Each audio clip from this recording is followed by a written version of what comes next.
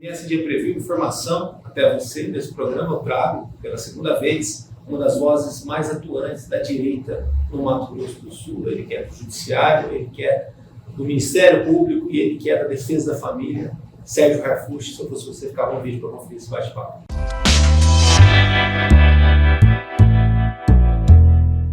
Doutor, obrigado aí pela vinda. O senhor foi um dos primeiros aqui do MST, eu fiquei muito feliz. Naquela época o canal estava se consolidando, né? Sim, a tua vida foi muito importante, né? Talvez. Achei que eu gostou, né? Mas me convidou para vir. Não, houve os convites, houve outras tentativas. Eu fiquei parado na pandemia, né? Com o canal, né?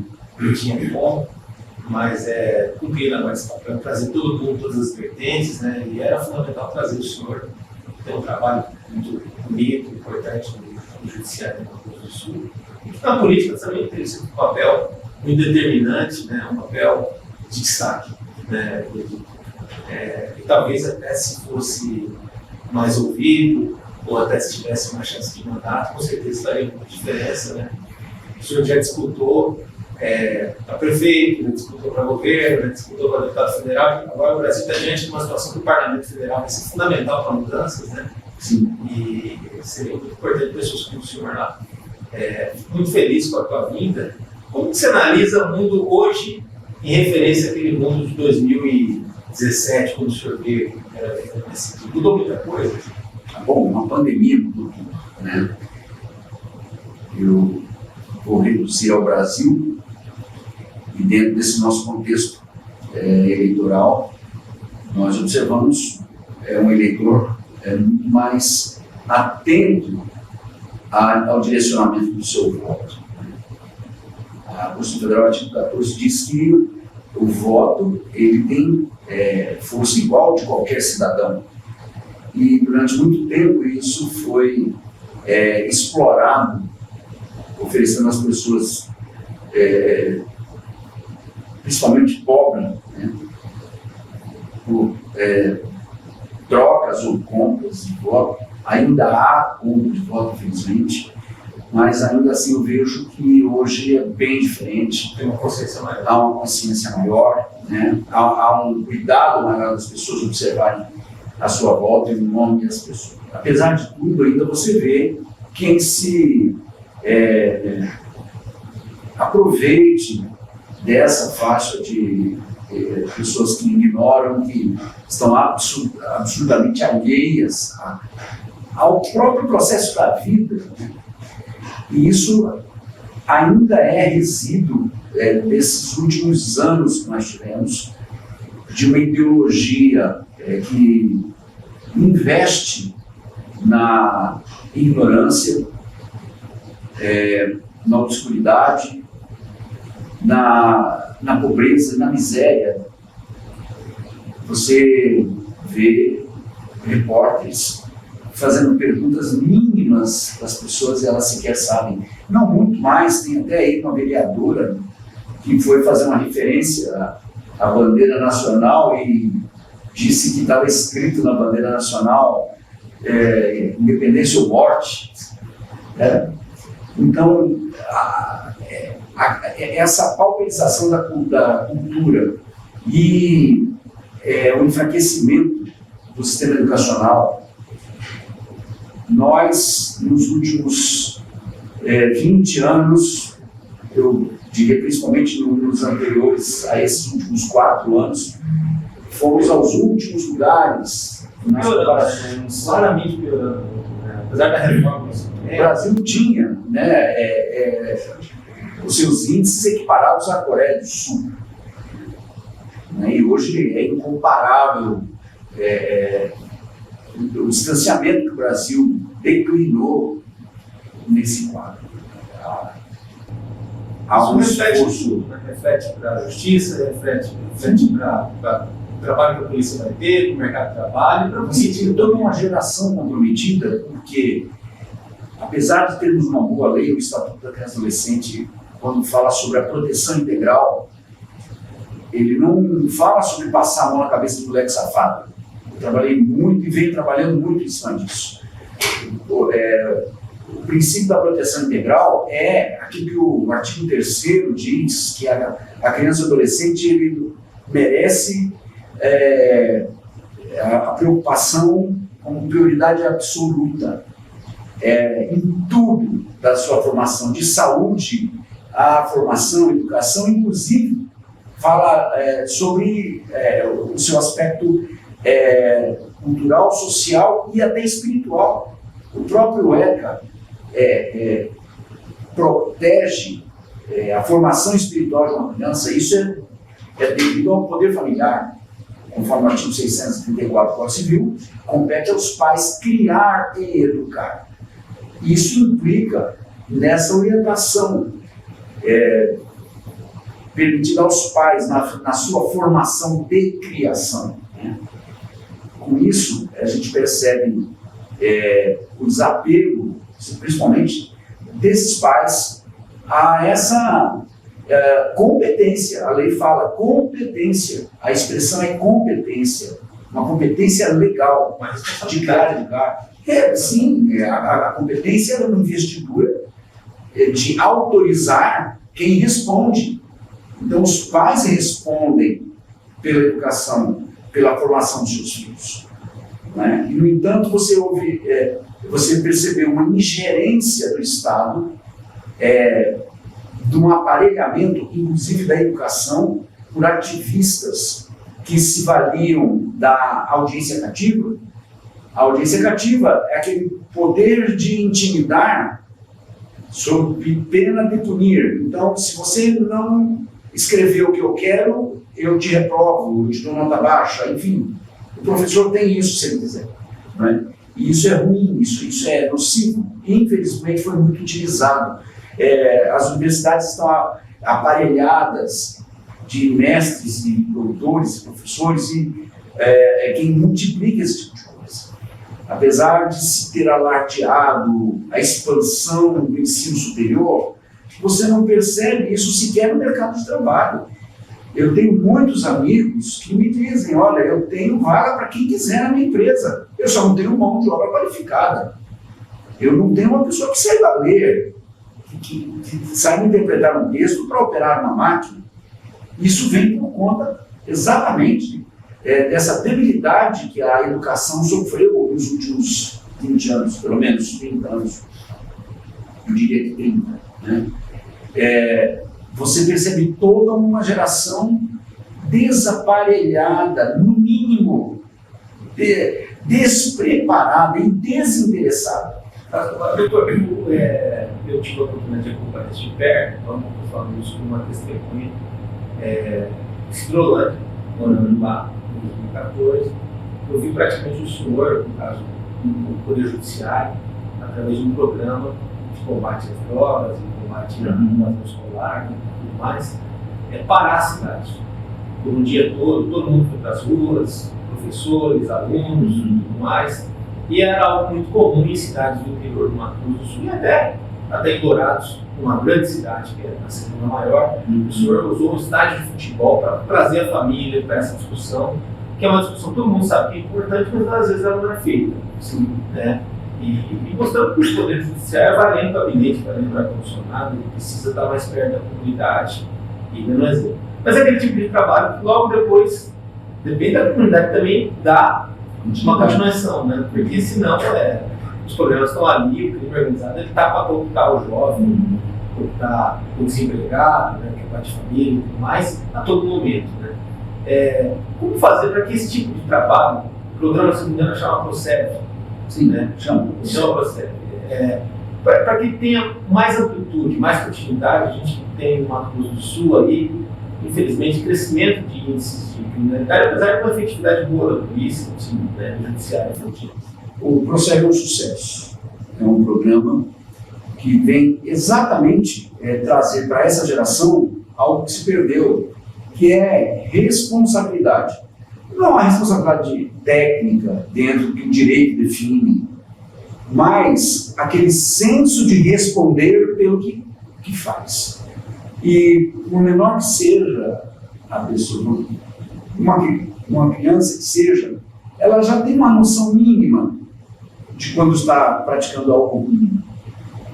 E o importante é que desde cedo ela aprenda a responder na proporção da sua possibilidade pelo que fez. Eu vi, até me mandaram uma foto, uma criança de uns 3, 4 anos, limpando a parede bem na altura da mão onde ele riscou. Então ele riscou aquela parede, e aí os pais se valeram dessa orientação, deram um paninho para a criança e ensinaram ela a limpar o que estava sujando.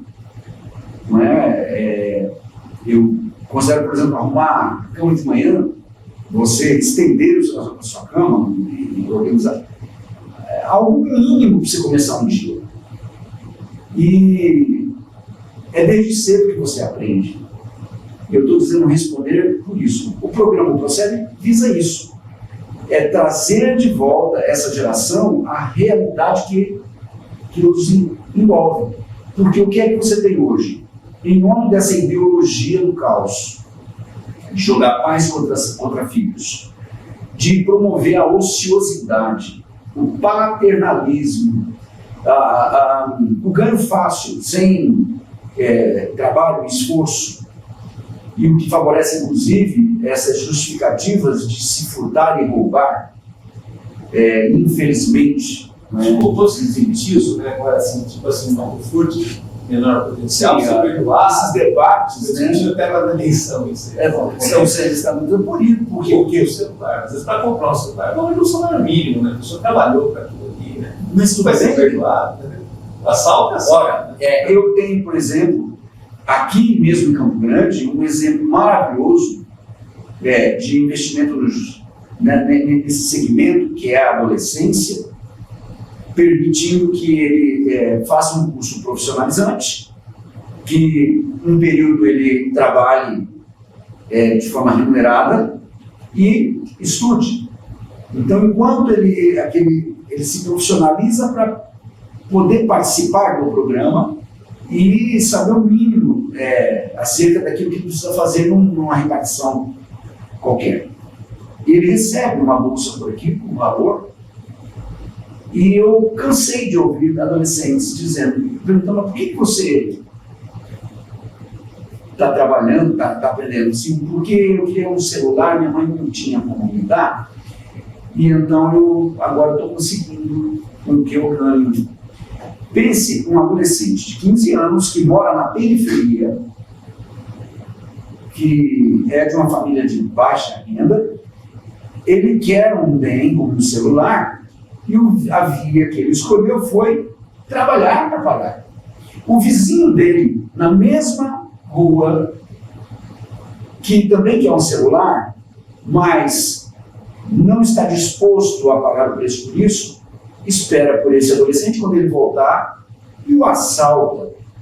E isso eu vi numa mesa de audiência, 2 meninos na mesma rua ali, que se conheciam inclusive, sendo que um estudava e trabalhava para comprar o celular e o outro veio. Como eu posso tolerar esse tipo de procedimento? O que é pior é quando vem de alguém que se dispõe a governar um país, a governar o Brasil. E não adianta desdizer isso, não adianta dizer que não disse porque está gravado, todo mundo viu, isso foi difundido largamente. Não só uma retórica eleitoral, Ricardo. Não, alguém que não só favorece o crime, mas aí depois posa, não é? Com equipamento do tráfico. Houve a apreensão de uma carga de cocaína com a mesma inscrição no boneco que o sujeito usava, e esse cara quer ser presidente do Brasil. Esse homem quer trazer o direcionamento da continuidade, e eu atribuo justamente a esse desgoverno, esse prejuízo que a educação sofreu. Nós talvez levemos 30, 40 anos para resgatar isso com muito empenho e esforço, porque é uma geração inteira que está contaminada com essa ideologia do ter sucesso a qualquer preço, ainda que seja por vias legais. Nós não podemos admitir esse tipo, não podemos tolerar esse tipo de situação. A gente tem um Brasil que, nesses últimos anos, foi diferente do Brasil anterior, não só para a pandemia, mas foi uma linha de trabalho diferente do que aconteceu nos 3 mandatos do PT, né? Um mandato interrompido, e no governo Fernando Henrique. Claro que é muito cedo para a gente cobrar resultados vultuosos disso, né? Mas eu acho que muito mais do que esquerda e direita, um lado e outro, a gente também tem um paradigma da velha política e da nova política. O senhor, quando foi para a política, em ocasiões, enfrentou isso, né? Muito mais que o adversário ideológico, também o sistema preocupado demais com a figura de um outsider, que é o caso do senhor, ter voz e defender a vida e defender a família, né? Como o senhor vê essa situação também do sistema está sempre se aparelhando para se manter do jeito que está?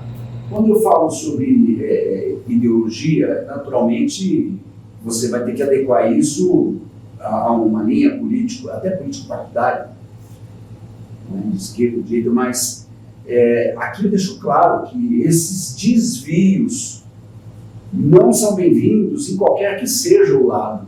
Sim. Transcende, né? É algo que não importa, é um câncer, é um vírus que tem que ser combatido em qualquer lado que esteja, não importa de onde vem. É que somado a isso, o que nós temos de exemplo na história política, e agora até mesmo geopolítica, nós vemos o mundo, né, em departamentos, nunca deu certo. Porque a construção filosófica da ideologia a que eu estou me referindo, ela já vem corrompida. Ela precisa do caos. Você fala da esquerda. Evidente. Então ela já tem esse comprometimento. Apesar de eu conhecer pessoas que foram influenciadas por um período exatamente porque essa linha dita de direita veio também com corrupção. Nós chegamos a um momento no Brasil em que o que estava posto, a situação, era abjeta, corrupta. E daí então você vê pessoas corretas, pessoas honestas, tentando a oposição, por outro lado, o viés era esse de esquerda. Mas é preciso de olhar a gênese, a origem disso. E daí nós precisamos voltar para um ponto que fuja de qualquer uma dessas linhas, com princípios muito anteriores à questão das ideologias. E aí onde eu me volto para aquilo que eu chamo de temor a Deus. Salomão disse que esse é o princípio da sabedoria. De onde vem isso? Vem da Gênese, vem do começo de tudo, da formação da humanidade. É o caso do não roubar, não prejudicar o próximo. Sim. É o começo de qualquer bom governo, qualquer Chegou bom mandato. A Constituição Federal, dentro da visão de Kant, ela é tida como a norma máxima do país. Para nós, ela é escrita. Mas há algo acima da Constituição que direciona o constituinte a fazer a Constituição. Isso é chamado de uma norma hipotética fundamental. Que norma é essa? É o direito à vida, é aquilo que eu não quero para mim, eu não posso desejar para você. Aquela essência mínima de autopreservação, e que exige também que eu preserve as coisas à minha volta. Não é? Se isso aqui deve estar nesse lugar, e eu tiro do lugar, eu tenho que trazer de volta. Não é? Aí isso daí vem a questão de você responder pelo que você faz. Então, a responsabilidade a que eu me refiro, que transcende a questão técnica, responsabilidade civil, penal, o que quer que seja, porque daí a gente vai cair naquela questão de redução da maioridade penal, por exemplo. Eu tenho um posicionamento muito claro sobre isso. Não é útil para o Brasil reduzir a maioridade penal agora. O argumento que eu ouvi agora recentemente é que a criminalidade está usando a gurizada para a prática de crime. Não é? E não é reduzir a maioridade penal que vai resolver, porque senão eu teria resolvido isso com a maioridade. Sim. Não é? O fato, simples, não é mesmo? É algo tão óbvio. Peraí, se aplicar o sistema penal que nós temos resolve, por que não está resolvendo com quem tem acima de 18 anos? É que nosso sistema minorista também, juvenil, é muito ruim. Eu tive de socialização, no caso, né? De reeducação. Você não pode reeducar alguém que você não educou. Nós precisamos primeiro educar. Eu não preciso punir, eu tenho que educar. Daí onde vem o PROCEB, que é esse programa que tem na sua essência a reparação de danos. Sujou, limpa, quebrou, conserta, ofendeu, se retrata. Eu preciso dar pelo menos o benefício da dúvida a quem tem responsabilidade. Então, quem é responsável por essa vida é pai e mãe, são eles que vão dizer como funciona. Agora, doutor, tem além disso, né, dessa questão da depredação dos espaços públicos, as escolas são espaços públicos, e para reparar aquilo é dinheiro público, vai ter também o caso da violência. Né? Infelizmente, a gente vê recorrentemente vídeos até de meninas aí se batendo, podendo machucar uma outra, até tirar a vida, né? Isso dentro da escola, ambiente escolar, brigas marcadas pela internet, né? E tudo mais. E se não for dentro da dependência da escola, às vezes nos arredores. Como lidar com essa situação, se isso talvez já seja um indício do tamanho da violência, da nossa realidade social? O PROCEB, ele é um programa que lida na prevenção da evasão e da violência escolar. Diretamente nisso. Sim, o always. É preciso saber que dentro do ambiente escolar não se autoriza esse tipo de resposta, a violência jamais. Só que você observa que cada vez mais a nossa moçada está sendo exposta a informações de violência, a tolerância da violência, a bandidolatria institucionalizada. O que eu quero dizer? Você hoje tem leis que beneficiam mais o bandido do que a vítima. O danada não vem exatamente reforçar essa ação compulsiva, porque, por vezes, qualquer um de nós podemos ser tomados de uma ira ou de uma resposta, de uma intenção de uma resposta agressiva, dependendo do tipo de situação, de você querer dar um soco na pessoa. O que é que faz com que você se contenha? A renda da sociedade. Quando você tem que perder, você pondera mais. Né?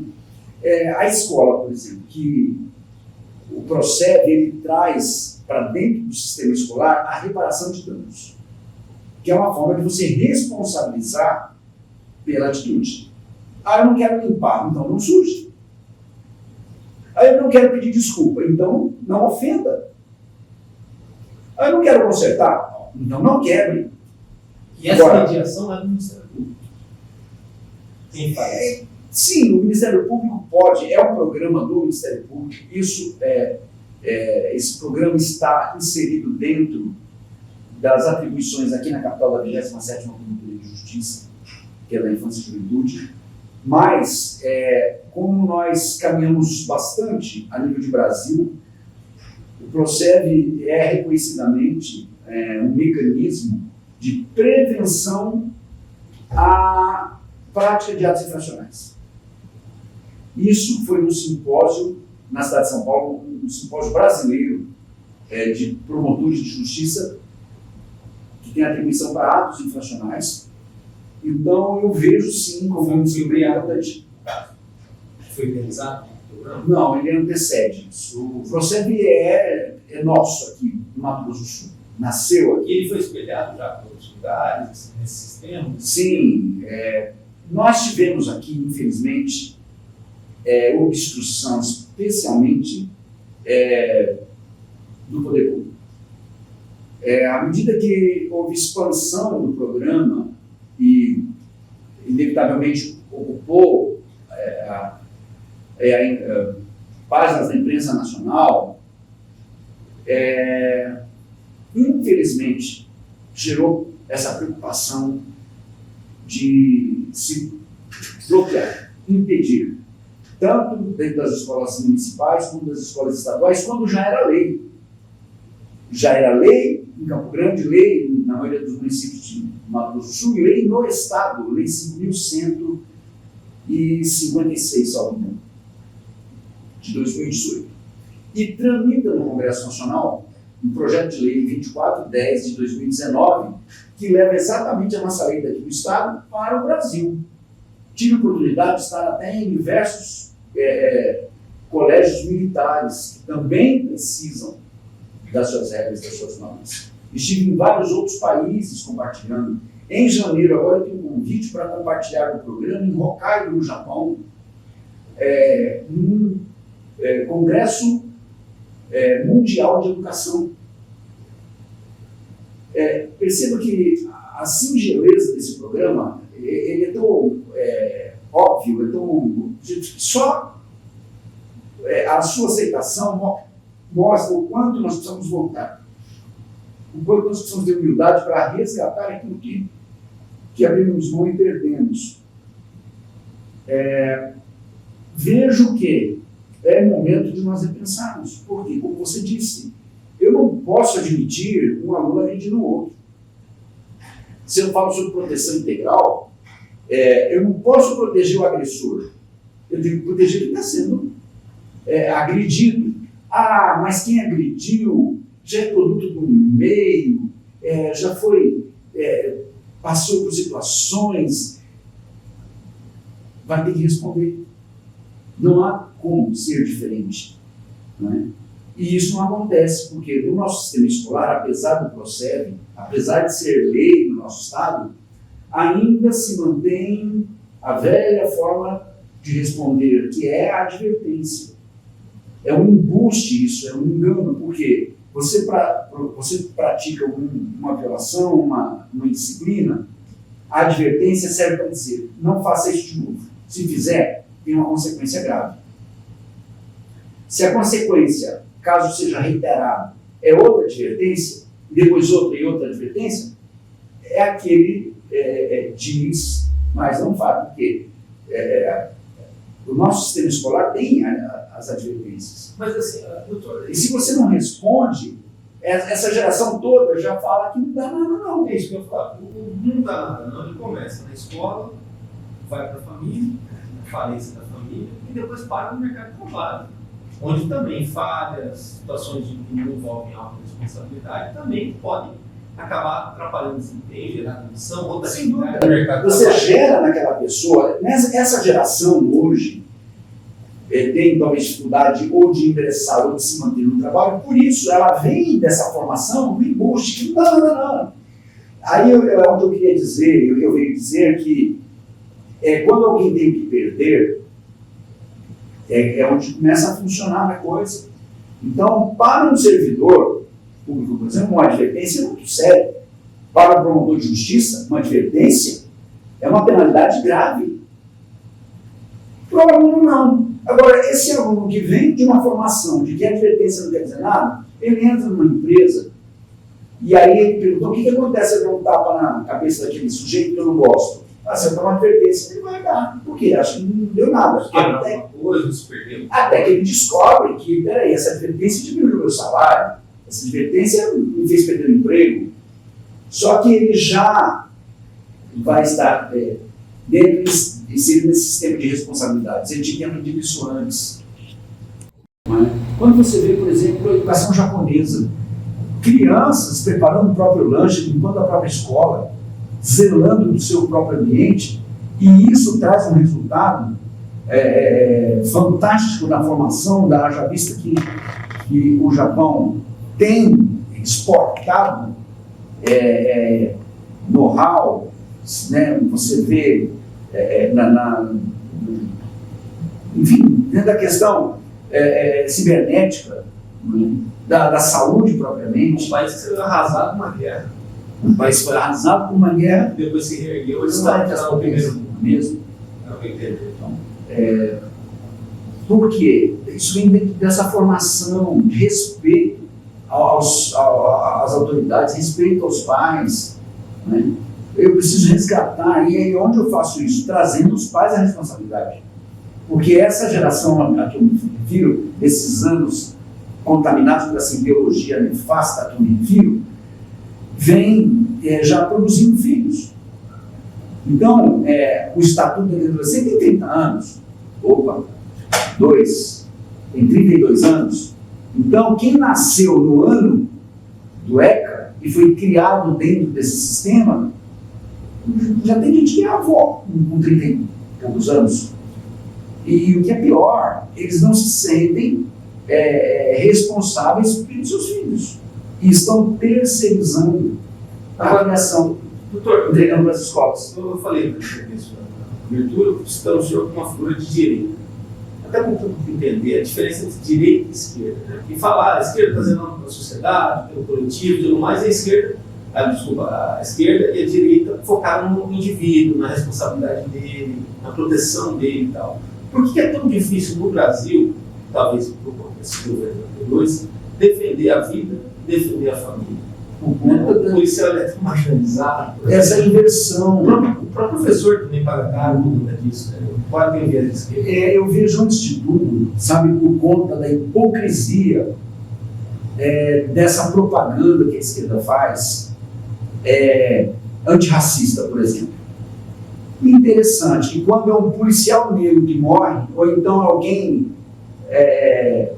como nós vimos, situações de violência contra vítimas, a mulher, parece que dá pouca relevância para aquilo.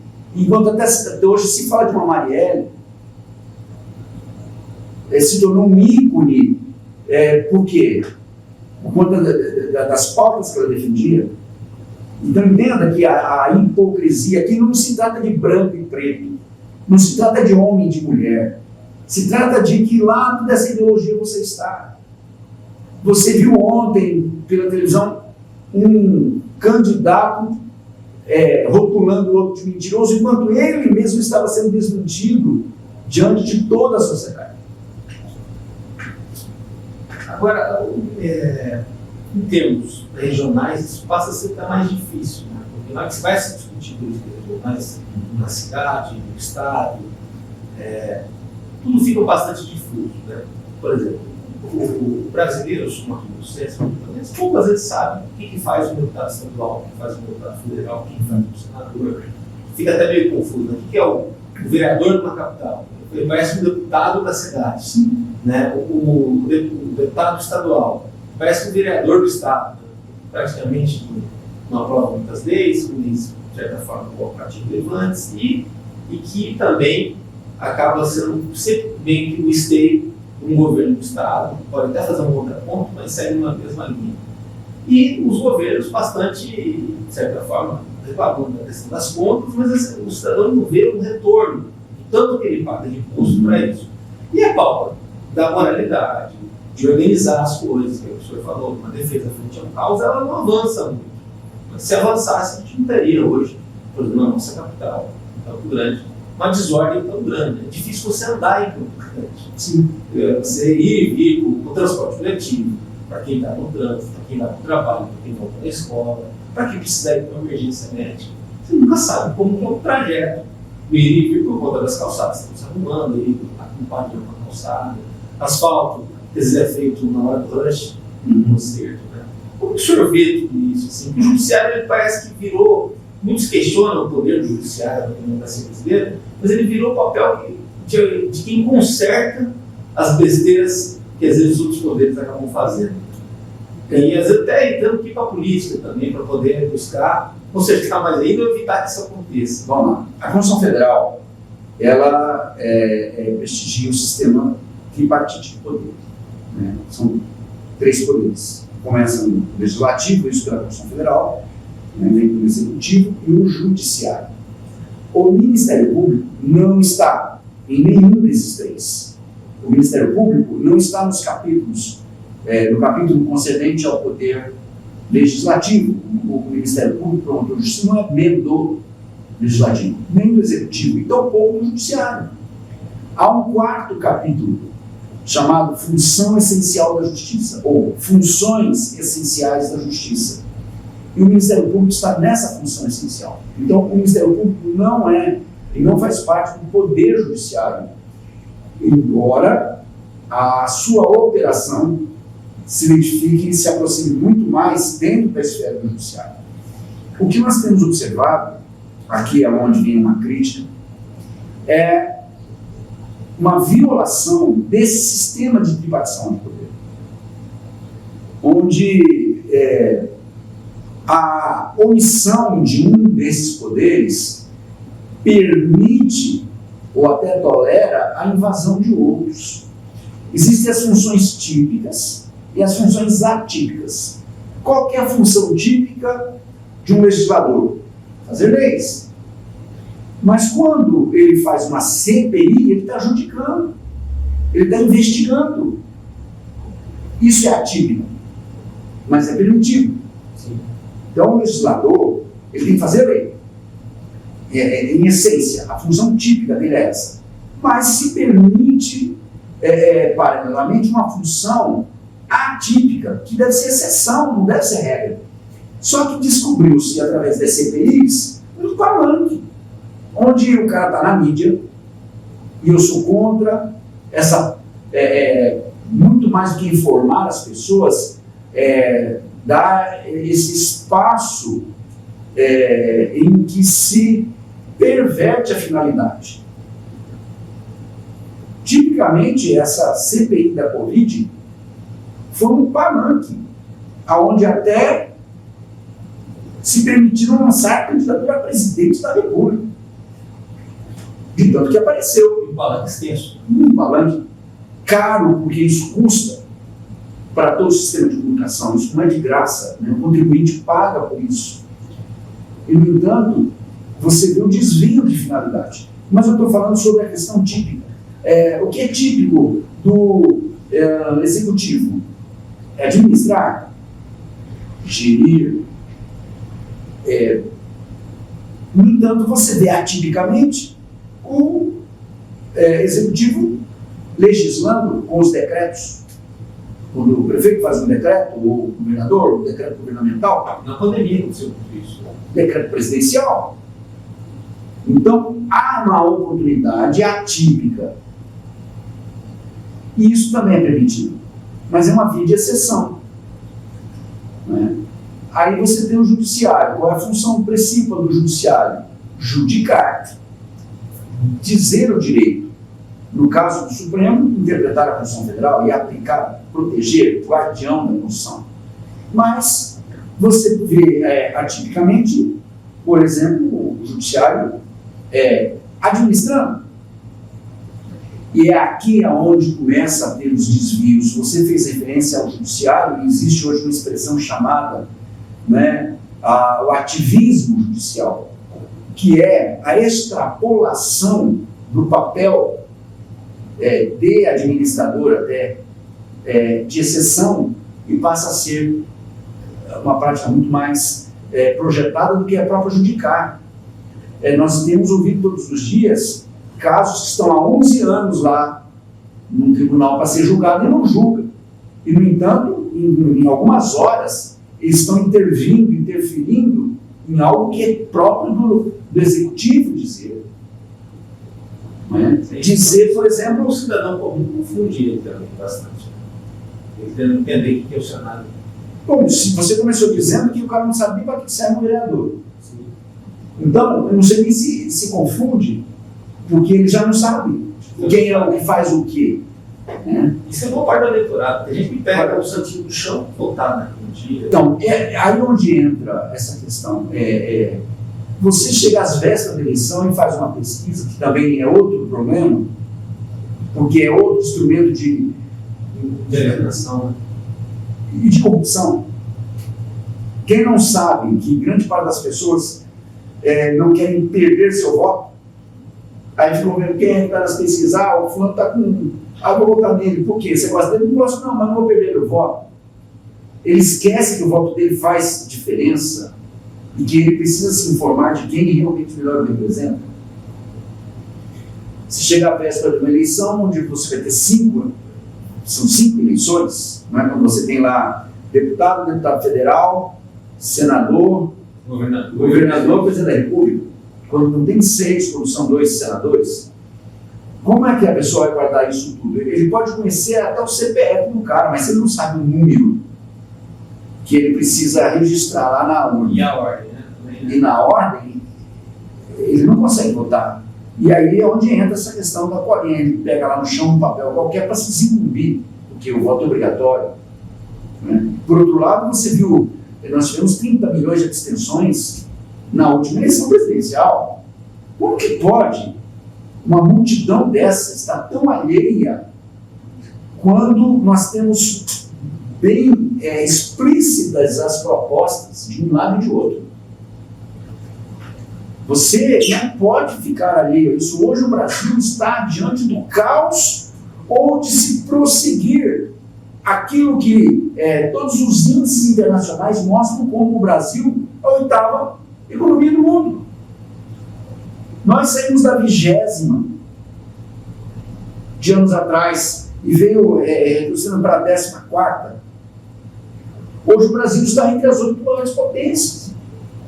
E o Brasil é o alvo, é o desejo, é o Eldorado de todo cidadão. Então você tem uma Venezuela que já foi a princesa da América do Sul, a cidade mais desejável, autossuficiente em petróleo, e que hoje estão fugindo da Venezuela. E fugindo para onde? Fugindo para Cuba? Não. Fugindo para Colômbia? Fugindo para Nicarágua? Não, está fugindo para o Brasil.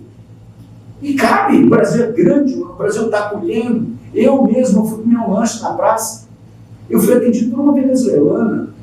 Eu falei, o que você está fazendo aqui? No meu Brasil, no meu país, não é possível viver.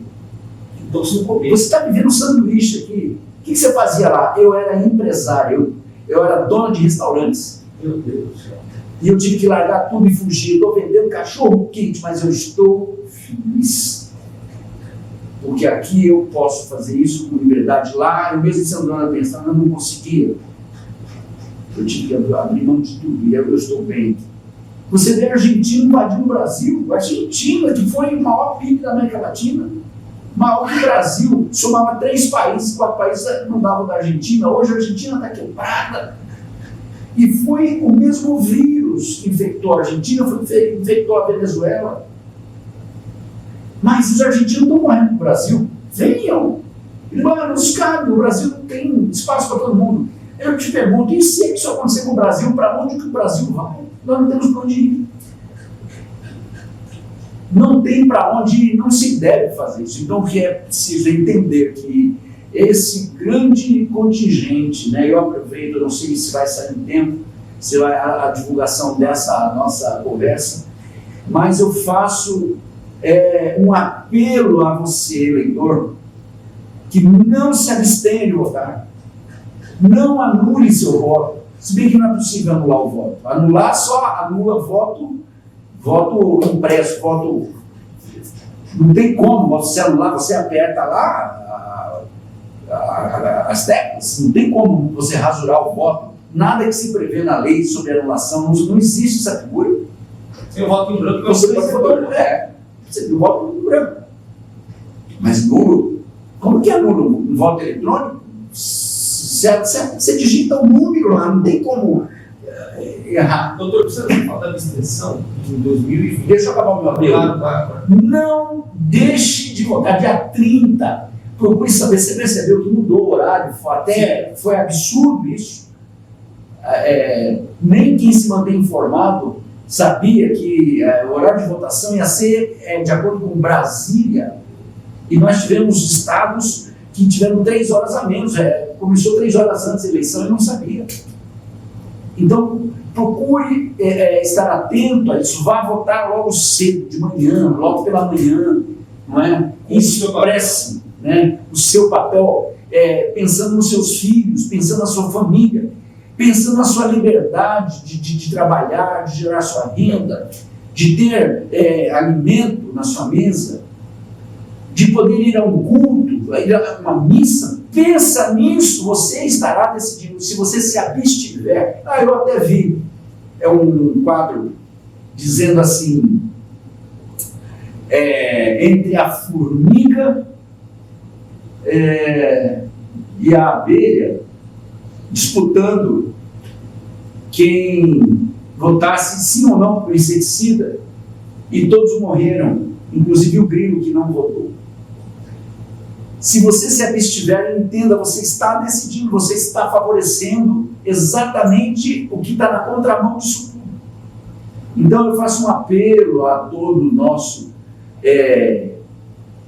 ouvinte, telespectador, enfim, quem estiver vendo essa matéria, convença a tua avó de 90 anos a ir votar, leve todos, não deixe um voto sequer se perder. Fique atento se o teu nome que está sendo lá usado, você está usando o seu próprio nome, não é? Você vai ter que usar agora o cantinho do segundo turno, expresse e faça um esparramo. Se você não puder votar, exige.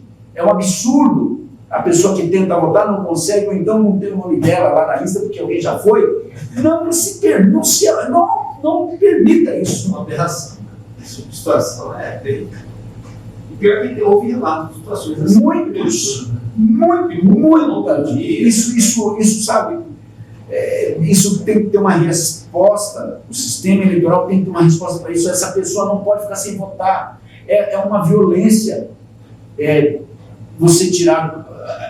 Eu defino cidadania como quem pode votar e ser votado, não é? Então, as pessoas inelegíveis são menos brasileiros. O artigo 14, parágrafo 6, se não me engano, prevê quem são esses inelegíveis. São as pessoas inalistáveis, são aquelas que sequer conseguem o seu registro como eleitor, ter seu título, né? E os analfabetos. Em 2004, o então presidente da República conseguiu, manipulando o Congresso Nacional, trazer a emenda 45. E a partir de 2004, incluíram entre esses analfabetos e os inelegíveis o Ministério Público. Promotor de justiça não pode mais ser candidato, não pode ter partido político desde 2004 para cá. Isso é uma violência. A inelegibilidade é uma punição gravíssima. Coloca no mesmo patamar. Desde 2004, por causa da emenda 45, o Ministério Público se tornou inelegível. O promotor pode tirar o seu título para votar, mas para ser candidato, nunca. Ele não pode se filiar a partido. Tanto que, como no meu caso, eu sou obrigado a me afastar da minha função, e nós temos lei no Estado para isso, que prevê o prazo para você se afastar 6 meses antes. Se eu tenho uma lei que prevê que 6 meses antes eu tenho que me afastar e posso, com isso, registrar candidatura, quer dizer que eu posso ser candidato. Mas por que eu posso? Porque eu não entrei no Ministério Público em 2004 e nem depois, foi antes, 12 anos. Eu entrei em 1992, quando podia ser candidato. Ou seja, a lei não pode retroagir, tem essa questão. Exatamente, artigo 5º, inciso 36 da Constituição. A lei não pode, ela não pode prejudicar direito adquirido, que é um dos elementos. E eu tinha esse direito.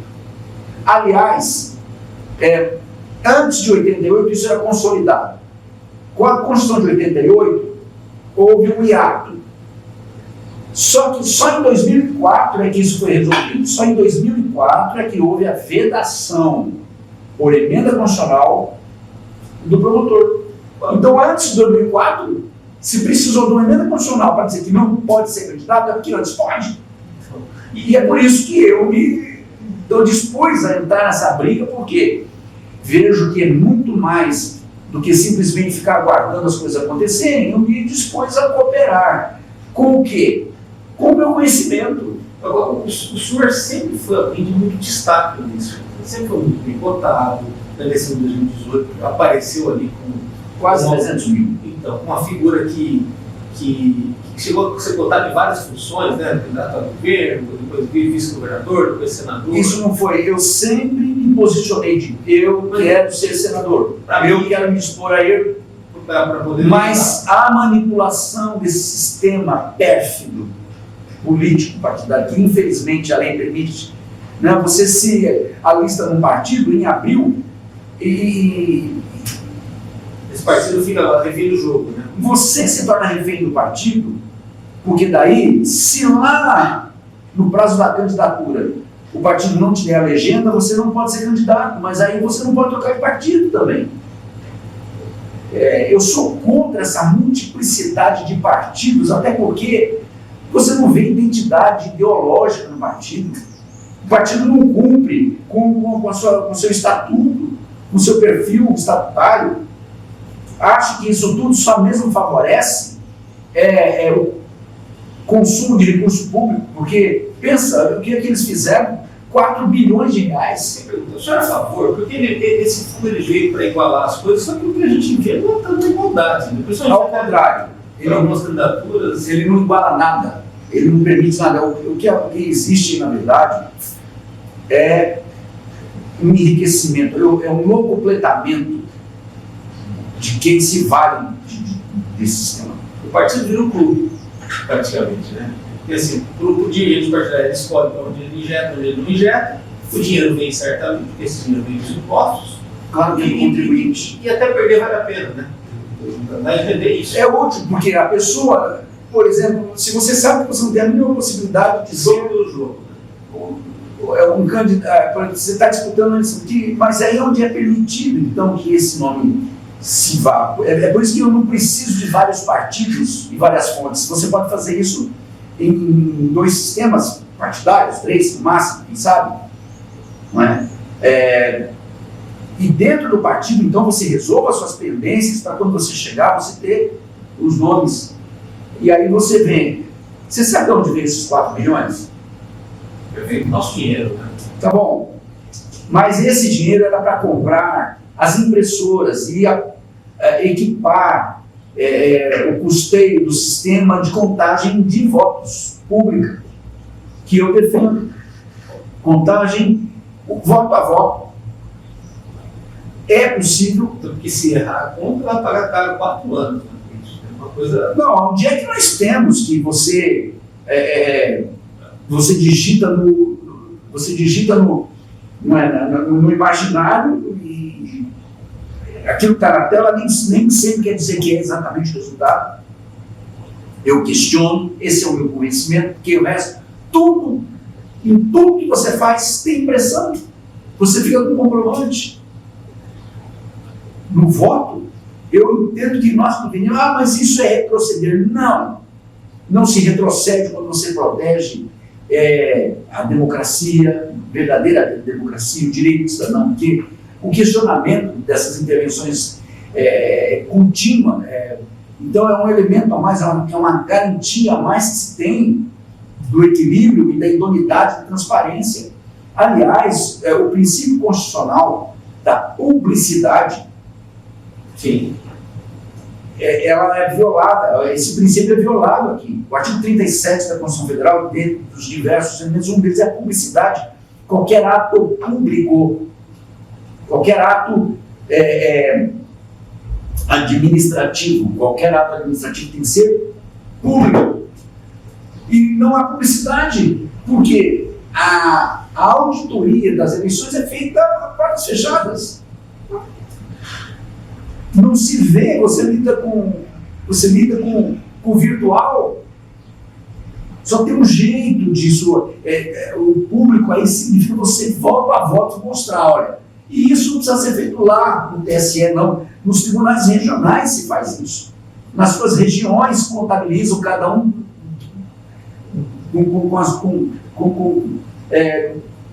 com seus dados, seus períodos. Isso até traz essa segurança mais como ela é feita. Então, nós vimos no orçamento de 2021 a reserva de 4 bilhões de reais para pagar essa conta. Foi feito no orçamento 4 bilhões para equipar os tribunais regionais eleitorais com esse equipamento. Até para proteger também, né? Parte de informática e tudo mais, tem que ter um investimento nisso. Né? Sim. Hoje tem tanta guerra tecnológica, né? E para imprimir o voto. Você imprime, mas o voto é secreto. O voto é secreto. Mas você tem direito de saber se o que você votou é quem está lá. E deposita lá. na urna. Você não vai sair com um comprovante, nem tirar foto, não é nada disso.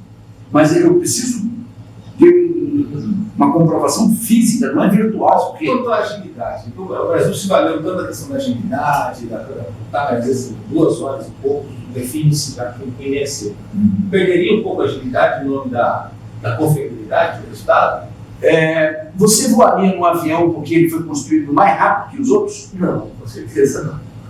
Ou naquele que foi feito dentro do sistema mais seguro e muito mais demorado? Com certeza não. Uma segunda opção. Por que com algo tão grave como as eleições nós priorizamos a velocidade? Que tipo... É como você correr para o lado errado. Sim. Voltando à história do avião, é como se você está no avião e o piloto fala: senhores passageiros, nós perdemos todos os nossos sistemas de orientação. Não sabemos para onde estamos indo, mas estamos indo muito rápido e vamos aumentar a velocidade. Que adianta eu saber, que adianta eu aumentar a velocidade para algo que eu não estou, uma direção que eu não estou sabendo. É isso.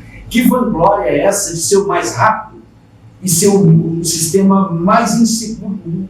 Agora eu vou fazer uma pergunta surreal. O senhor é um cara que passou um dia no concurso, para o lugar que você está. Você estudou bastante. Não é um concurso fácil de se passar. Não. E lá dentro você continua estudando, né, para poder progredir. Por que as eleições, que é de certa forma um concurso, acabam não sendo da mesma forma? Né? Porque para a gente evoluir como sociedade, tem que haver mais meritocracia nas coisas. Sim. Né? A própria eleição, a gente está tendo no segundo turno presidencial, não tem muito meritocracia nisso. Né? Tem a situação do Lula, que ele acabou escapando de situações judiciais que ele está concorrendo, e assim é em todo o Brasil. Tem muita gente que não era nem para estar concorrendo e está lá disputando uma eleição, ganha e vai parar lá dentro depois numa Câmara Federal, no Senado Federal, né, de governo do Estado. Por que a gente ainda não conseguiu imprimir isso no processo eleitoral? Para ser parecido com um concurso? Porque, teoricamente, o cara que vence com Tem alguém ganhando com isso.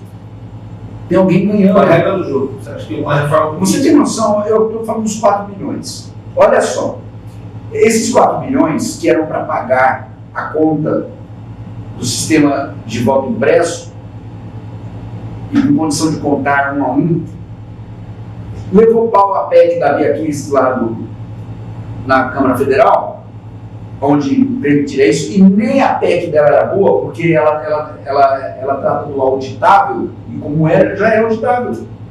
Então não basta ser apenas impresso, a contagem tem que ser pública. É um ato público, eu estou falando isso por conta da Constituição Federal. Contagem pública dos votos, não contagem auditável dos votos. Não, por quê? Por causa do público. A Constituição Federal fala publicidade. Só tem um jeito de eu falar que o fulano teve um voto. Aqui, ó, 1 voto, 2 votos. Ó, o PT teve outro voto. É assim o registro disso. Ou seja, até na disputa do carnaval é mais transparente do que na disputa de um cargo público para qualquer cargo. E aí o que é que a gente tem? O Congresso já estava no orçamento, os 4 bilhões para comprar o equipamento e o custeio de contagem de votos. 4 bilhões no orçamento de que órgão? Do TSE. Quem ia gerir esse dinheiro? Ele precisa comprar toda hora. Né? Investimento Não, inicial. era investimento. No entanto, o que é que fizeram? Derrubaram a PEC e aí, o que vamos fazer com esse dinheiro? Vamos atear entre nós. Quem decide isso é o deputado. E então, através dos presidentes de partidos, se rateou esses 4 anos. Isso é algo suspeito. Por que eu vou votar a favor de algo que pode reverter em meu favor? Esse dinheiro todo. E percebe então de onde é que saíram esses 4 bilhões do fundão?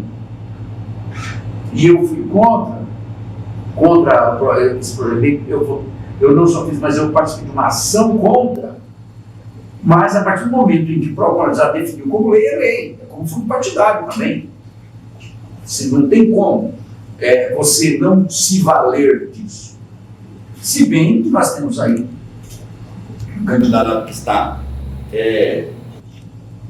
à frente das nossas eleições no Estado que não usou propriamente recursos, porque o partido não passou na cláusula de barreira e não teve acesso a esses recursos. Então, onde que está a proporcionalidade, a igualdade?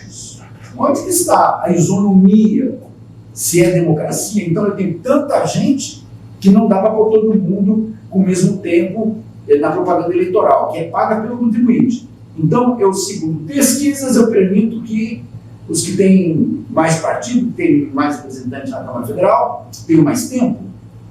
Eu só estou desequilibrando ainda mais. Eu estou tratando com maior desigualdade ainda.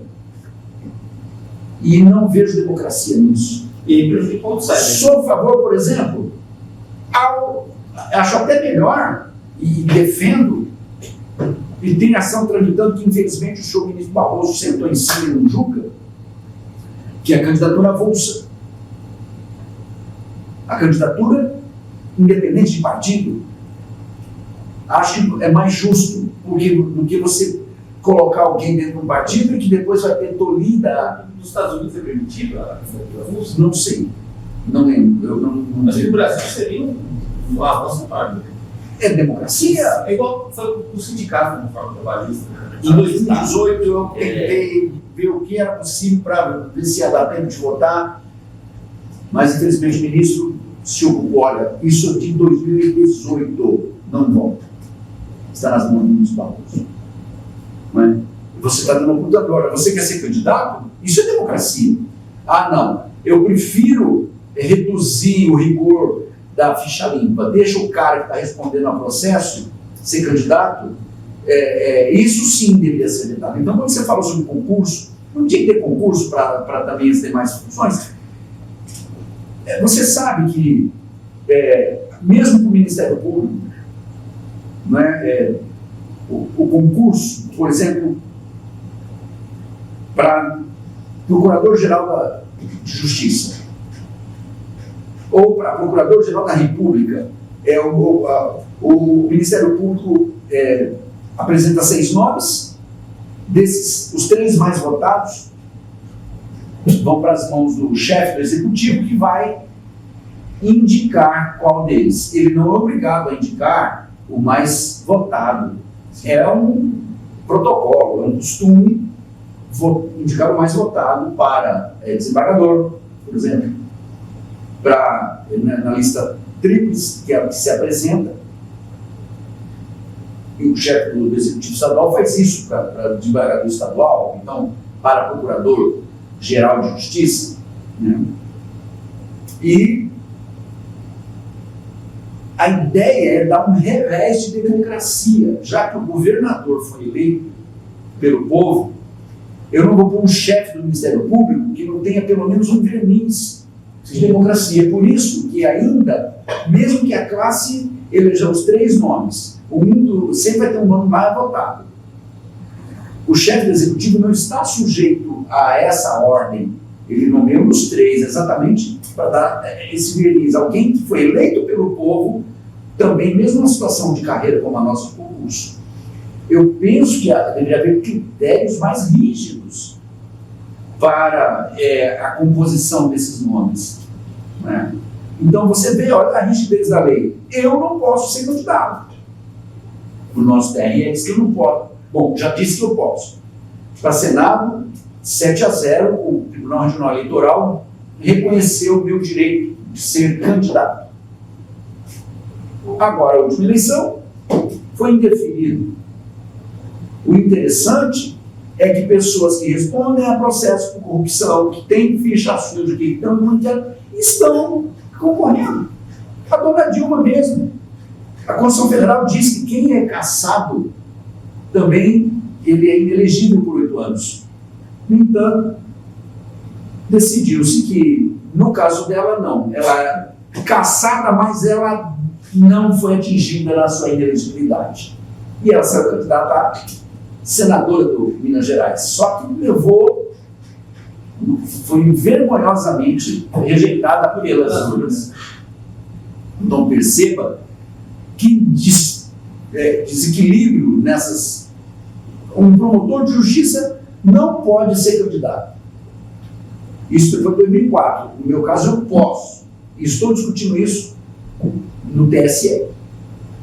E por isso eu achei injusto o que foi feito, porque printaram lá o meu nome não estava na urna, não estava na urna essa inscrição. Se você fosse lá na urna e digitasse os 7 mil, aparecia lá e você confirma. Eu tive quase 20 mil votos agora, nessa última.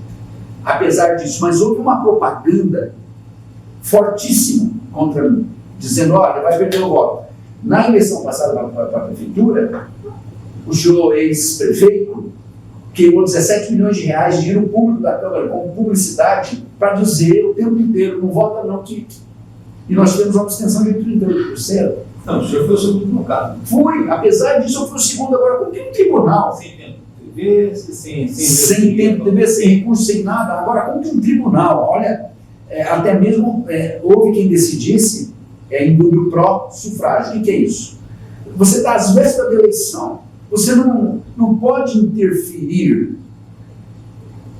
Eu, na pesquisa do próprio adversário, era o prefeito com a máquina toda, usando dinheiro da Câmara para publicidade, e eu, e depois mais 13 outros candidatos, com uma diferença abismal, não tinham chance de chegar. Então, estava ali. Segundo a própria pesquisa do prefeito, eu estava em segundo lugar. E por menos de 1.000 votos, não fui para o segundo turno. Se tivesse no segundo turno, conforme está, primeiro que o tribunal não podia ter me tirado da disputa, sabendo que definiria a eleição. Aquilo lá foi tapetão. Foi uma decisão política. Houve uma violação da cidadania, da democracia na capital do Mato Grosso do Sul. Pessoal, nas suas conversas, o senhor disse, o senhor é uma pessoa pública, uma figura pública. Muita gente fala, olha, eu ouço, sabe o que eu mais ouvi? Desaventos com a política, de certa forma. Eu ouvi muito dizendo assim, olha, eu nem fui votar porque você era meu candidato. Aí me disseram que não adiantava votar, eu vi no jornal lá, tem uma imprensa corrupta, vendida, que está a serviço de um dos lados, que todo dia falava para a população, olha, não vota no Marcos, porque eu posso ter o senhor falou de caixa preta, a gente fala tanto de meritocracia e transparência das coisas, principalmente de dinheiro público, não dá para saber quanto de dinheiro tem investido em órgãos de imprensa no Mato Grosso do Sul. Não? Se você quiser saber esse valor exato. Bom, então eu te mostro que nas eleições da prefeitura a Câmara autorizou 17 milhões em junho, em pleno ano eleitoral. 17 milhões e estava lá no direcionamento. O problema é que existem pelegos, indústrias, empresas pelegos, que não refletem o nome direto desses canais que nós temos por aqui. Mas assim, esses 17 milhões às vezes é a ponta do iceberg. Claro, mas você vê lá 4, 5, 4, 17 milhões, e aí, olha aí a opinião pública da administração péssima. Como que você gasta 17 milhões de uma cidade que não está tendo condição de promover atendimento mínimo na saúde? Quantas pessoas me procuram dizendo, olha, eu preciso operar, um amigo meu morreu porque não conseguiu uma vaga para implantar um marca-passo. E ele gasta 17 milhões em propaganda. E o que é pior, aquelas mesmas empresas, inclusive secretário municipal, proprietário de uma delas, quando não for outras mais, se não for um pelego também que faz isso aí para esconder quem é o real proprietário de tudo quem manda isso. Então você percebe que nós temos muito que melhorar dentro do que o sistema nos permite. E eu vi que muita gente, você disse, as pessoas não te perguntam na rua, e ele falou, eu nem fui votar porque eu queria votar em você. O Carfucci já era uma figura muito combativa, né? O senhor foi parado fantástico. Né? Várias, mas nunca provou provei. que eu te vejo depois que passou pela matéria, continuou o seu trabalho. Né? É quando vai para a política, espera-se. O senhor fosse manter o mesmo comportamento. O senhor não teve. Mas o sistema, de certa forma, com todos os seus tentáculos, conseguiu te barrar, enquanto até agora não espera. Olha, eu vou dizer uma coisa para você. Eu sou essa pessoa. Eu fui formado assim, esses são os meus princípios e meus ideais. Se eu tiver que alcançar, tem que ser assim, senão não tem problema. Eu fiz o que pude. Mas eu não me vendo, não vendo princípios, eu não negocio princípios.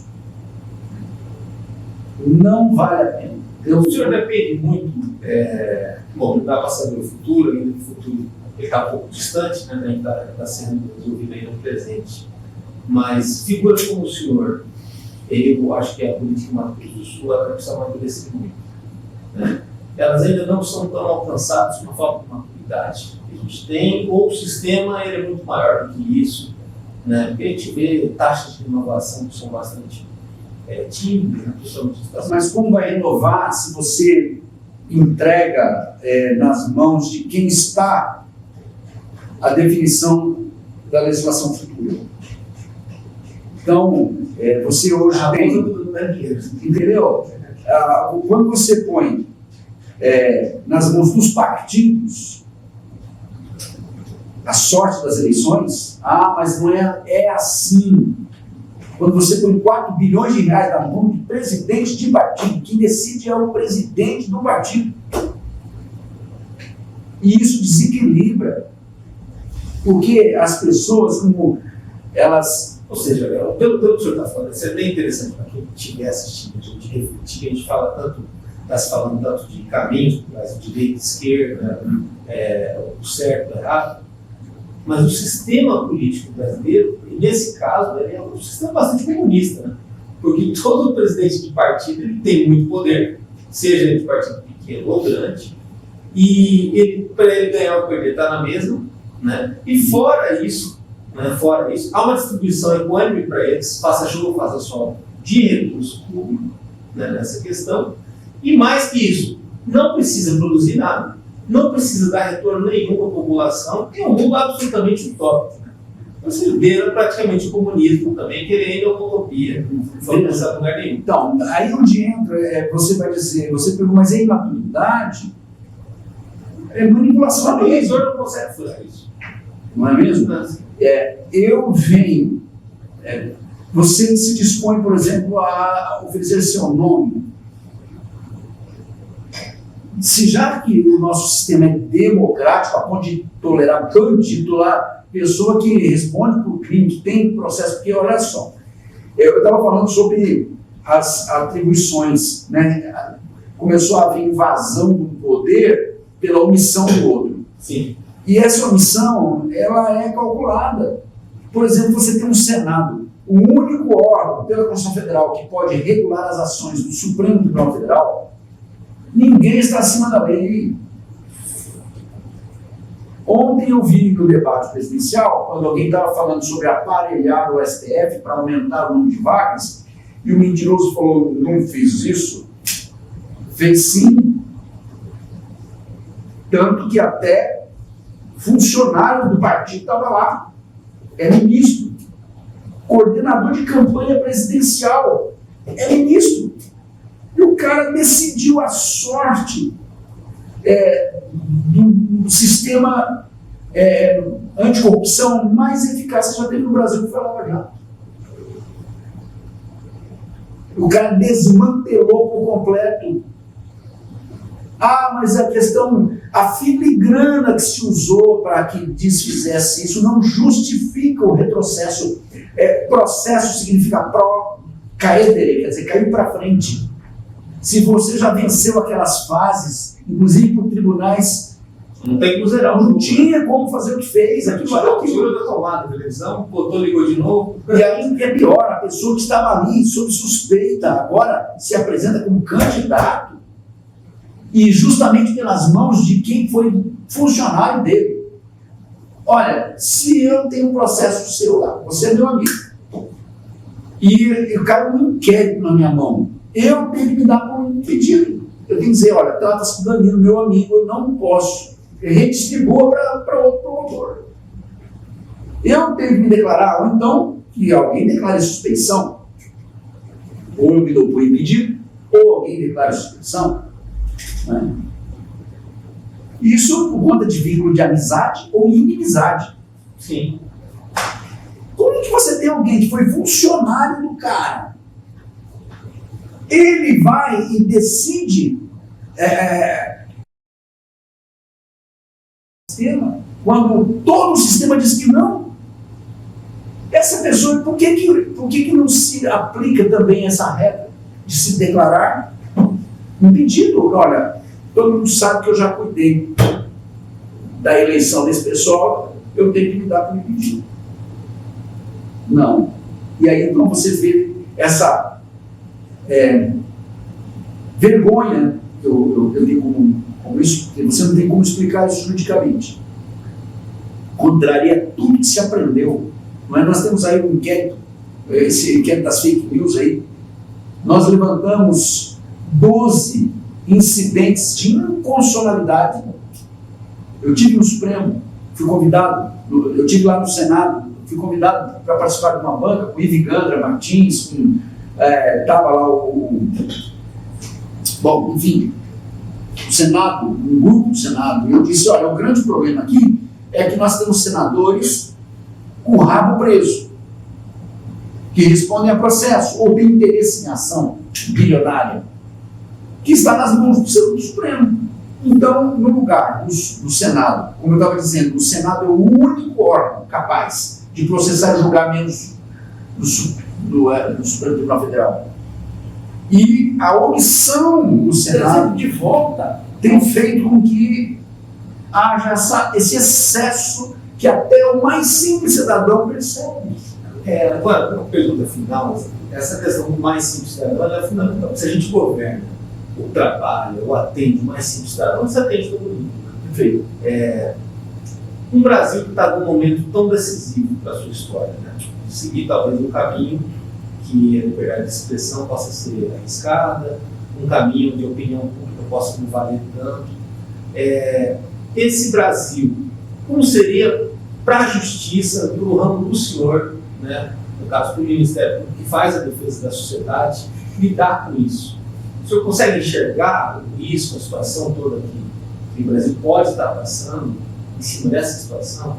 Né? Porque o que dá para entender é que transformações estão iminentes. Né? Tem a Copa do Mundo no meio, mas a gente tem um ano 2023 turbulento, intenso, de um parlamento de centro-direita, né? Um Senado que vem sendo cobrado as responsabilidades dele, um STF que está sob muito, alguns falam que é sob ataque, mas ele está sob questionamento pela questão do enveredamento que ele fez e tal. E uma presidência da República pode ser de esquerda ou Lula, um parlamento de centro-direita, ele fala que é um hábil negociador, dessa vez ele vai ter que ser muito hábil para poder lidar com esse parlamento, e o Jair Bolsonaro, que é sempre muito testado, muito provocado nas suas situações, né? Mas pelo menos se não tiver uma pandemia como teve dessa vez, o presídio e tudo mais, tem que fazer um governo de continuidade. Caso não tenha essa continuidade, tem uma ruptura, pela primeira vez o presidente não seja reeleito na história do Brasil, qual o risco que você acha para a família, para a vida, que são suas bandeiras pessoais, de certa forma? Caos. Se o Congresso se mantiver fiel aos seus princípios que nos elegeram, porque nós vimos gente se elegendo usando o nome Bolsonaro, depois se tornou inimigo do Bolsonaro, e não foi um só. Só para citar como exemplo passado. Né? Nada impede que, apesar dessa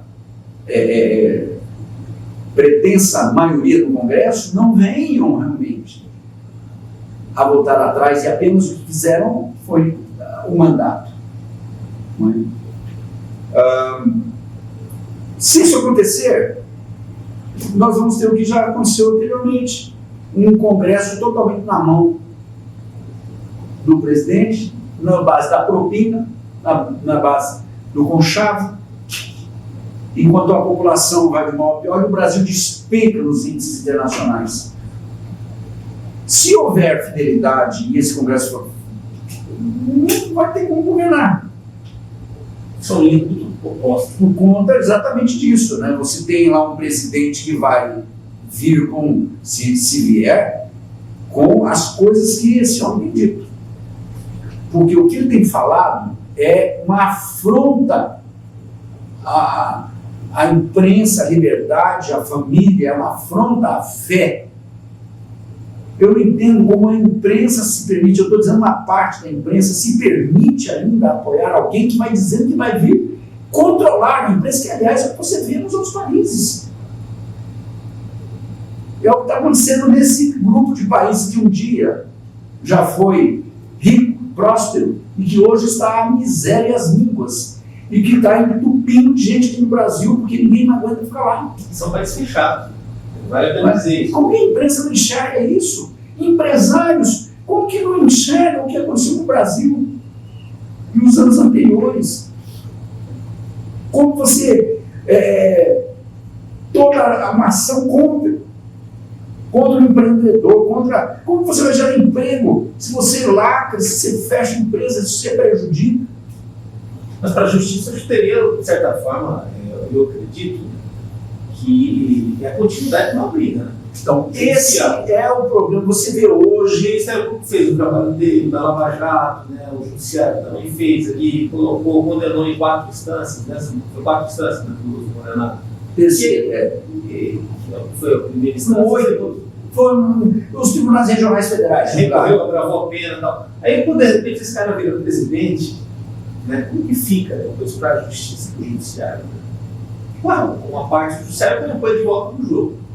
Mas todo o judiciário fica, de certa forma, sob teste. Sim, respingo. Isso se chama insegurança jurídica.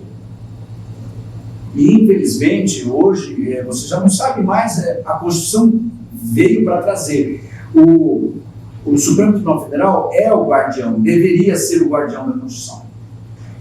E foi onde mais violações da Constituição simplesmente observou decisões do Supremo. De trazer perplexidade a qualquer acadêmico de direito, dizendo, mas não foi, professor, não foi isso que me ensinou.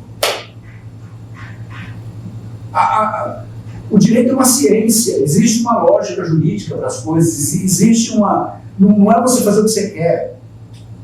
Então você não pode violar toda uma expressão da vontade. Por exemplo, você vê os nossos símbolos nacionais. Nunca, nem na década de 70, você teve tanta gente expressando apego ao Brasil e a expor sua bandeira. Em Belém, acho que foi uma igreja que botou uma bandeira nacional, uma lateral inteira dela, lá mandaram tirar, né? Sabe? É a bandeira do Brasil. Não vamos longe, não. No Palácio do Planalto, se estendeu uma bandeira ali na frente e estava se discutindo se iam permitir ou não. No Palácio do Planalto, é exatamente aonde você deve. Não, mas ali foi feito de uma forma ostensiva. Isso é propaganda eleitoral, dá licença. Aonde é que nós vamos parar? Se o Brasil inteiro está vestindo, até os caras que vestem vermelho estão vestindo verde e amarelo para confundir. Enquanto você via em movimentos anteriores, você não via uma bandeira brasileira, não via um verde, não via um amarelo, era só vermelho, aquele mar. E agora os caras estão começando a querer botar camisa amarela, camisa verde, para quê? Nunca se usou bandeira, eu vi outro cara no carro lá, uma bandeira do Brasil, mas você quer acabar com essa bandeira? Por que você está usando ela? Porque percebeu que é o Brasil que é isso. Isso é vontade popular, isso é democracia. Isso tem que ser respeitado.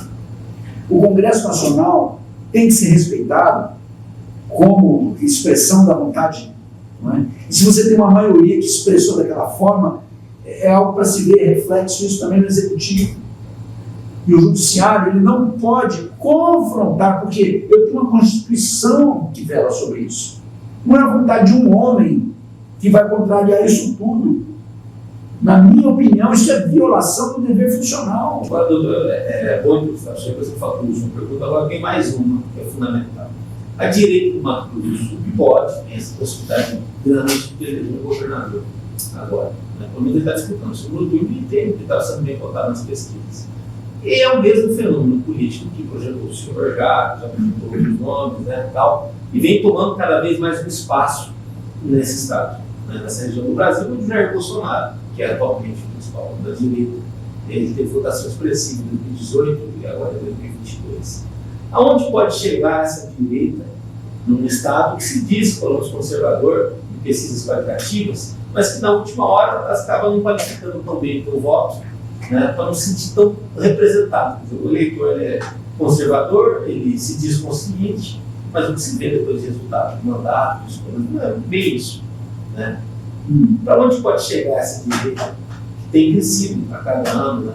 E tem, principalmente eu vejo uma possibilidade de replicar no Estado aquilo que está se vendo ali de nação. um Estado conectado. Exatamente, agir de forma harmônica com aquilo que está vindo, apesar do Pacto Federativo e do respeito que se tem às unidades, tanto do município, do Estado, não é? E a União, é preciso que haja uma convergência, porque se você tiver um propósito comum, haverá convergência. Vai ter divergência quando nós tivermos focos diversos. Como o foco é o bem-estar social, é o bem do cidadão, deveria haver uma convergência. Se você é da União, do Estado, do município, deveria haver uma convergência. Essa decisão absurda, não é, de que o dinheiro vem do país, vem dos cofres da União, mas é o governador que define o que ele quer e é o município, então até um problema mundial. A pandemia trata de algo universal, mundial. Como que eu vou dar ao município independência nesse aspecto? Não digo para a verba municipal, o que é do município, tudo bem, mas se ele recebeu verba federal, não vai prestar conta?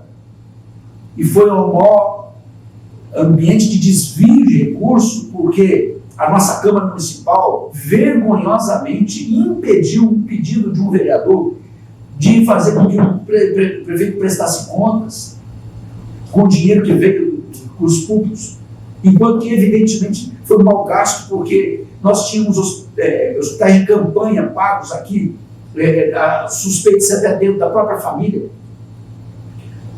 desse gestor, quando os hospitais estavam às moscas, não havia um caso único de Covid no Mato Grosso do Sul, aqui em Campo Grande, e gastando uma fortuna com hospitais de campanha, não é? Até com a colaboração do ex-ministro. Isso é uma vergonha, isso é dinheiro público, como que não vai prestar conta? Em estado de emergência é considerado importante que a prestação de contas fique em segundo plano, mas não se, como foi no Rio Grande do Sul, o governador do Rio Grande do Sul usou dinheiro para pagar a conta atrasada do servidor, dinheiro da saúde, dinheiro que é para investir em proteção à saúde das pessoas, em equipamentos, hospitais, o que quer que fosse. Pagou, foi atrasada. Por quê? Porque há um desregramento tendente à falcatrua. A terceirização é uma delas. Você tem um limite de teto, a lei de responsabilidade fiscal com um limite. Só que ninguém investiga o que é terceirizado. Então eu posso explodir com a folha de pagamento, por exemplo, além do que é permitido por lei, por terceirizar. E aquilo que eu devia pagar com o dinheiro que eu presto conta, eu faço com o dinheiro que eu não presto conta, e foi o que fizeram com o dinheiro da pandemia, o governo federal mandando. Então, enfim, eu vejo que o nosso Estado tende a aproveitar um momento único e ocupar protagonismo no cenário nacional, seja pela vida bioceânica. Eu tive pessoalmente com o ministro Tarcísio Freitas.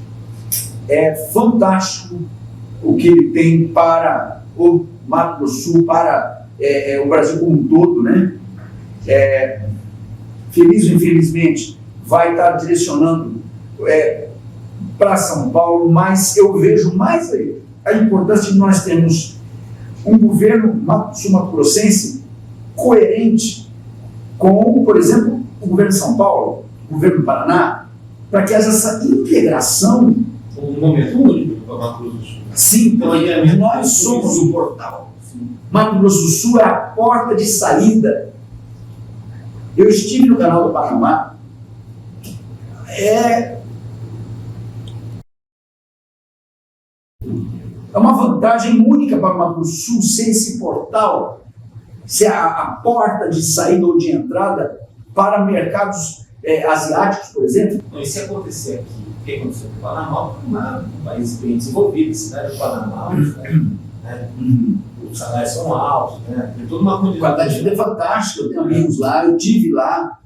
E isso veio por conta exatamente da movimentação que o canal está sendo construído no segundo, via para aumentar ainda mais o lastro dos navios que permitem passagem ali. Mas é inescondido a demora que se tem, tanto da transposição do canal, quanto a caminhada, né?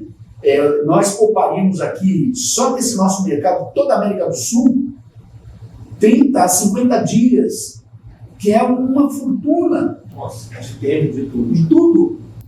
Não é? É muito importante que isso se concretize e não tem um nome melhor no Brasil do que Tarcísio Freitas para que isso se operacionalize.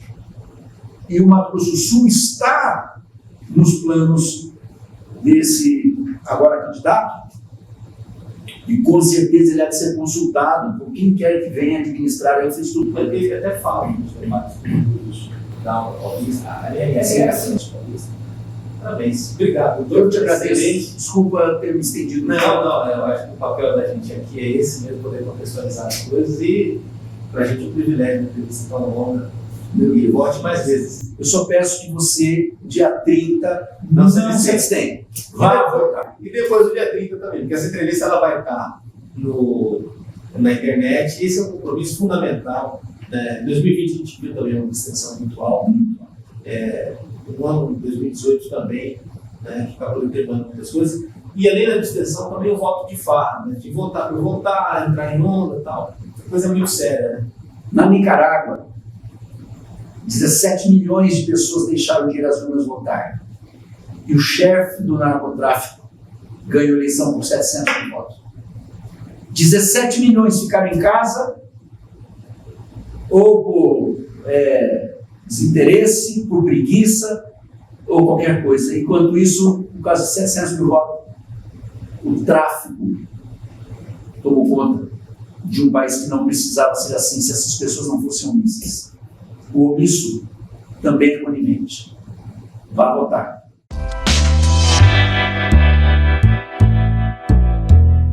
Nosso trabalho no www.msdia.com.br ou nas redes sociais, tem lá no YouTube, no Instagram, no Facebook.